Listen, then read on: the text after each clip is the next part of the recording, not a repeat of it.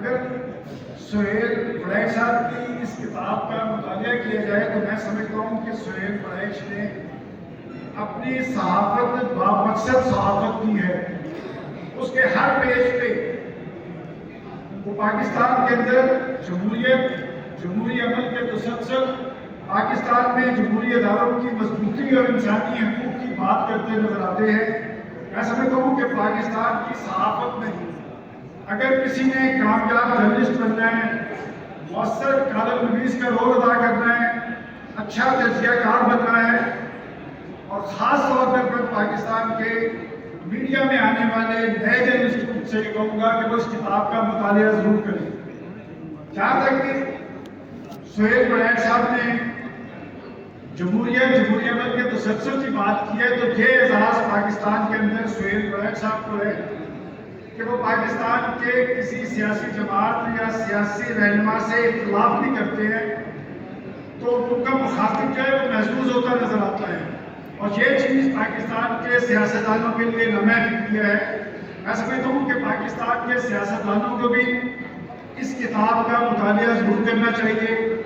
سہیل بڑیچ کی صحافت جو ہے وہ انتہا پسندی کی صحافت نہیں ہے، وہ شدت پسندی کی صحافت نہیں ہے، وہ محبت کی صحافت ہے، تعلق کی صحافت ہے. اور ایک اور بات میں کہوں گا جو خصوصیت میں نے خاص طور پہ جناب سہیل بڑیچ نے دیکھی ہے کہ ان کے اندر انسانیت کوٹ کوٹ کے بھری ہوئی ہے. میں نے میرا بھی ان سے 3-4 دہائیوں سے تعلق ہے.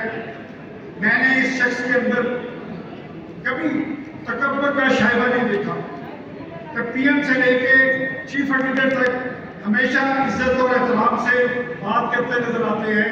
اور پاکستان کے تمام سیاستدانوں سے اگر کسی شخص کے قریبی روابط ہیں تو وہ جناب سہیل بڑیچ کے ہیں. ابھی میرے بھائی حبیب اکرم صاحب نے ذکر کیا کہ بات درست ہے کہ کسی حد تک یہ پاکستان کی آج کی سیاست میں ایک پارٹی کو لیول پلینگ فیلڈ نہیں مل رہا. میرا خیال ہے پاکستان کے اہل سیاست کو تاریخ سے سبق حاصل کرنا چاہیے، اس لیے کہ ہم نے آج سے 5 سال پہلے دیکھا اس وقت بھی ایک پارٹی کو لیول پلینگ فیلڈ نہیں تھا مل رہا. اور آج پاکستان کے اندر جو کنفیوژن تاریخ کی جا رہی ہے وہ کنفیوژن اس حوالے سے ہے کہ کیا انتخابات ہوں گے یا نہیں. ہر شخص ایک دوسرے سے یہی سوال کرتا نظر آتا ہے کہ کیا پاکستان کے اندر 8 فروری کو انتخاب ہوں گے یا نہیں. تو میں یہ سمجھتا ہوں کہ پاکستان کی بقا اور سلامتی کا دار و مدار جمہوریت اور جمہوری عمل پہ ہے. پاکستان میں 8 فروری کو ہر قیمت پہ ہر حالات میں انتخابات ہونے چاہیے. چونکہ انتخابات کا سلسلہ ختم ہوا اور اگر 8 فروری کو انتخابات نہیں ہوتے تو میں آپ کو اپنے تجربے کی بنیاد پہ کہتا ہوں پھر انتخابات نہیں ہوں گے اور کسی پارٹی کا راستہ روکنا کسی کے لیے ممکن نہیں ہے. اور سہیل بڑیچ کو خراج تحسین پیش کرنے کا بہترین اور مؤثر ذریعہ یہ ہے کہ اپنے طرز عمل کو سیاسی اور جمہوری بنائیں اور اپنی صحافت کو بامقصد بنائیں. پاکستان کی صحافت جمہوریت سے مشروط ہے، سیاست سے مشروط ہے. جہاں پر جمہوریت اور سیاست ہوگی تو پھر ہزاروں کی تعداد میں سہیل بڑیچ پیدا ہوتے نظر آئیں گے. Thank you. بہت شکریہ. ہمارے ساتھ موجود تھے ہمارے ویری سینئر تجزیہ نگار سلمان غنی صاحب. اور اب میں جس شخصیت کو دعوت دینا چاہوں گی ان کا تعلق جامعہ نعیمیہ کے سرپرست ہمارے ساتھ موجود ہیں ڈاکٹر راغب نعیمی صاحب. اور میں ان سے ریکویسٹ کروں گی کہ وہ اسٹیج پہ تشریف لائیں، اس وقت ڈائس پہ آئیں اور اس کتاب کے حوالے سے کچھ اپنے خیالات کا اظہار کریں. علامہ ڈاکٹر راغب نعیمی صاحب. بسم اللہ الرحمن الرحیم. آج ہم سب یہاں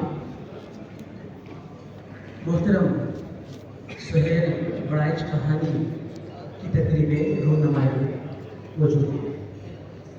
کئی باتیں ہیں کرنے کے لیے کوشش کرتا ہوں جو باتیں ذہن میں ہیں وہ میں آپ کے سامنے کہہ دوں.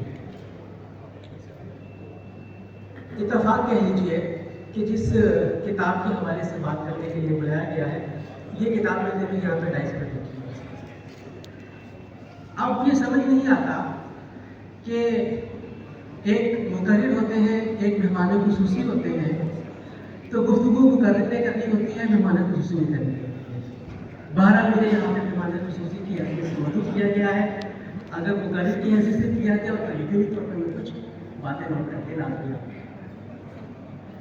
مجھے یہ سمجھ نہیں آ رہی میں یہاں پہ جناب محترم کچھ عرض کروں یا اپنے برادری اصغر جناب ضیاء الحق صاحب کے بارے میں عرض کروں۔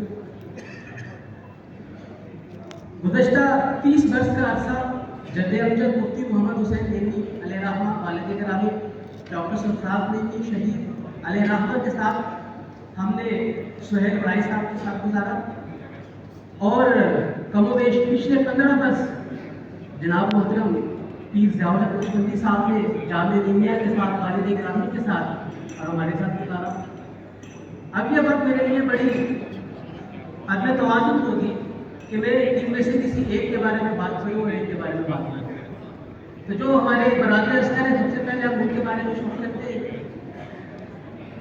یہ ان کی 13ویں کتاب ہے، اور جو ان کی کتابوں کی تعداد بڑھتی چلی جا رہی ہے، ان کی کتابوں کی رونمائی کی تقریب میں آنے والے صاحبان علم و دانش کی تعداد میں بھی اضافہ ہوتا چلا ہے، جو اس بات کا بہن ثبوت ہے کہ ان کی کتب کو پذیرائی مل رہی ہے، یا پھر یہ کہ جن شخصیات کا یہ تعین کرتے ہیں کتاب لکھنے کے لیے، وہ خود اس اعلیٰ پائے کی اور درجے کی ہوتی ہے کہ جب ان کے اوپر کتاب لکھی جاتی ہے تو پھر لوگ کشا چلے آتے ہیں اس تقریب رونمائی میں سننے کے لیے کہ کتاب میں کیا لکھا گیا اور صاحب کتاب کے بارے میں کیا کہا گیا، اور جس کے لیے کتاب لکھی گئی ان کے بارے میں احباب کی آراء کیا ہے۔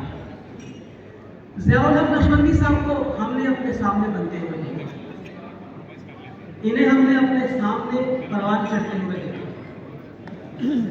ناروال کے ایک چھوٹے سے دیہات سے تعلق رکھنے والے آج چیئرمین اتحاد امت کے حوالے سے کام کر رہے ہیں، آج صدر الامین اکیڈمی کے حوالے سے کام کر رہے ہیں، اور شاید ان کے والد صاحب کے خواب میں ہو کہ میرا بیٹا اس درجے تک پہنچ جائے، لیکن اپنی محنت کے بلبوتے پہ آج جس جگہ کے اوپر ضیاء الحق نقشبندی صاحب کھڑے ہیں، وہ اس بات کا واضح ثبوت ہے کہ جو کوئی محنت کرتا ہے اللہ تعالیٰ اس کی محنت کو رائگاں جانے نہیں دیتا۔ جیسے قرآن کریم میں اللہ تعالیٰ نے فرمایا لیسا للانسان الا ما سعی، انسان کو وہی کچھ ملتا ہے جس کی وہ کوشش کرتا ہے، جس کی وہ دو کرتا ہے، جس کے پیچھے وہ چلنا شروع کر دیتا ہے، وہ اپنے مقصد کو پا لینے میں کامیاب ہوتا ہے۔ محترم سہیل بھائی صاحب کچھ نظریہ، کچھ عقیدہ، صاحب فکر، صاحب رائے، اور اپنی رائے کے اندر کسی کے دباؤ کے بغیر اظہار کرنے والے، یہاں پہ بیان کیا گیا کہ آپ اہل صحافت کے امام ہیں، یقینی طور پہ امام ہیں، اور آپ سے صحافی اہل علم بھی سیکھتے ہیں، اور یقینی طور پہ آپ سے سیکھنا چاہیے۔ آپ اپنی عمر کے اس حصے میں آ چکے ہیں جہاں پہ ایک بڑا تجربہ ان کے ساتھ موجود ہے، اور اس تجربے کا حاصل اس کتاب کی صورت میں ہمارے سامنے ہے۔ آپ کے ساتھ کئی نشستیں رہی، آپ کے ساتھ کئی بار گفتگو کرنے کا موقع ملا، اور اپنے پروگرام کے لیے آپ ادارے کے اندر بھی گاہے بگاہے تشریف لاتے رہے۔ جامعہ نعیمیہ سے تعلق رکھنے والے مختلف سیلیبریٹیز کے ساتھ آپ کے جو پروگرام ہوئے اس میں پھر آپ انہیں جامعہ نعیمیہ میں یا وہ انہیں جامعہ نعیمیہ میں لاتے رہے کہ یہ وہ ادارہ ہے جس کے ساتھ ہمارا تعلق ہے۔ اور آخری بات عرض کروں گا، حالانکہ اس کے اوپر بات ہو گئی ہے، مجھے کہنی نہیں چاہیے لیکن میں کہے بغیر رہ بھی نہیں سکتا کہ جب ہم ایک پیج پر نہ ہونے کی بات کرتے ہیں تو ایک پیج پہ نہ ہونا کوئی برا عمل نہیں ہے، کوئی مظاہرے کی بات نہیں ہے، کیونکہ ایک پیج پہ ہونے کا معنی یہ ہے کہ تمام میں یونیفارمٹی آ گئی ہے۔ تو اللہ تعالیٰ نے تو ہر انسان کو الگ الگ عقل اور الگ الگ فکر کے ساتھ پیدا کیا ہے، اور ضروری نہیں کہ تمام کے تمام ایک پیج پہ ہو جائیں. اپنے اپنے نظریے کے مطابق ہر ایک کو آگے بڑھنے کا، اپنے نظریے کا اظہار کرنے کا موقع برابر میسر آنا چاہیے. آج جن کے لیے مواقع نہ ہونے کی بات کی جا رہی ہے، یہ ذہن میں رہے ان کے لیے مواقع کیسے پیدا کیے گئے، ان کے لیے مواقع کو کیسے تلاش کر کے گھڑا گیا، اور جب گھڑنے کے بعد بھی وہ ان مواقع سے استفادہ نہیں کر سکے. تو استفادہ نہ کرنے والوں کا معاملہ ہے. قصور ان کا ہے جنہوں نے استفادہ نہیں کیا، قصور ان کا نہیں ہے جن کو اب استفادہ کروایا جا رہا ہے. لیکن ہمیں اپنے پاکستان میں یہ بات سوچنی ہے کہ ہم کب تک بیساکھیوں کے سہارے اپنی منزل کو تلاش کرنے کی کوشش کریں گے. شکریہ.